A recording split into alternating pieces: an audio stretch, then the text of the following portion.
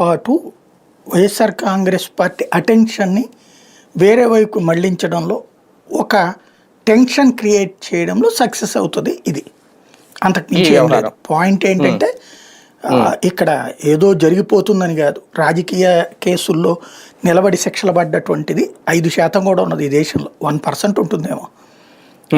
గొప్ప గొప్ప సంచలనాత్మకమైనటువంటి కేసులన్నీ తుస్సుమన్నాయి. దానికి సాక్ష్యం 2G కుంభకోణం ఇక్కడ ఇది కనబడుతుంటది. అట్లాగే రాజశేఖర రెడ్డి చంద్రబాబు మీద చేసిన ఆరోపణలు కానీ, రాజశేఖర రెడ్డి మీద చంద్రబాబు చేసిన ఆరోపణలు కానీ, అలాగే నేదురుమల్లి జనార్దన్ రెడ్డి, కోట్ల విజయభాస్కర్ రెడ్డి, మర్రి చెన్నారెడ్డిల మీద చేసిన ఆరోపణలు కానీ ఏటిట్లోనా శిక్షలు పడ్డాయా? చంద్రబాబు మీద ఎన్ని ఆరోపణలు చేశారు, ఏమన్నా శిక్షలు పడ్డాయా మన దేశం?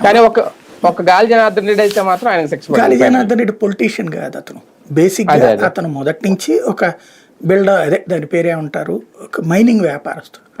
మైనింగ్ వ్యాపారంలో వచ్చిన డబ్బులతో రాజకీయ నాయకుడు అయ్యాడు, అంతేగాని రాజకీయాల నుంచి అటుకు వెళ్ళినటువంటి వాడు కాదు. వీళ్ళందరూ రాజకీయాల్లోకి వచ్చినాడు.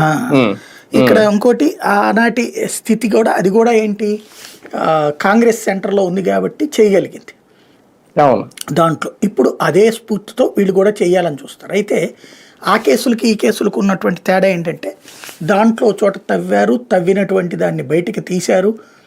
అయితే తవ్విన మట్టి అక్కడే ఉంది. అటవీ శాఖ భూముల్ని మింగేయటం, అటవీ శాఖ భూముల్లో మైనింగ్ చెయ్యడం వితౌట్ పర్మిషను.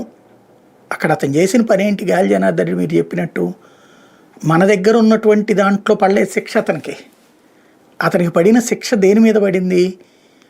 ఇక్కడ మన దగ్గర ఉన్నటువంటి ఏరియాలో మైనింగ్ చేస్తున్నట్టుగా పర్మిషన్ తీసుకుని ఇక్కడే మైనింగ్ చేయలే అతను. కర్ణాటకలో తవ్వుకున్నాడు, తవ్వుకుని ఈ పేరుతో వేబిల్లులు సృష్టించుకున్నాడు. ఇక్కడ అనుమతులతో వేబిల్లులు సృష్టించుకున్నాడు. కర్ణాటకలో అయితే రాదని, అక్కడ కాంగ్రెస్ గవర్నమెంట్ ఉంది కాబట్టి రాదని చెప్పి అక్కడున్న కొండల్ని తవ్వేస్తూ అలా